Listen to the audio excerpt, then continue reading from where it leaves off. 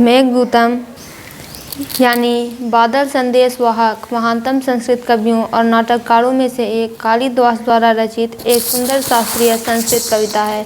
यह कविता मद्राक्रांत छंद में लिखी गई है और अपनी काव्यात्मक सुंदरता और विशद कल्पना के लिए जानी जाती है।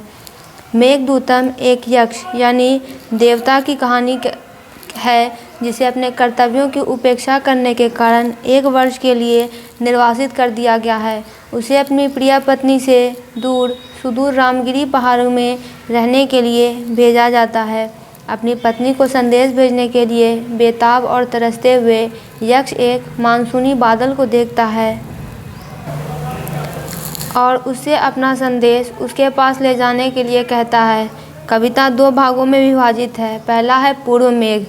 यह उस यात्रा का वर्णन करता है जो बादल को रामगिरी पहाड़ों से अलका तक करनी होगी जहां उसकी पत्नी रहती है।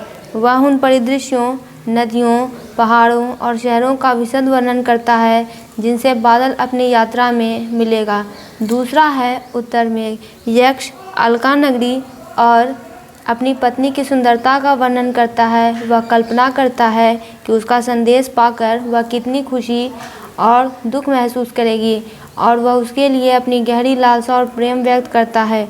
मेघदूतम केवल विरह और प्रेम की कहानी नहीं है, यह प्रकृति की सुंदरता और मानवीय भावनाओं के भावनात्मक परिदृश्य का एक समृद्ध चित्रपट भी है।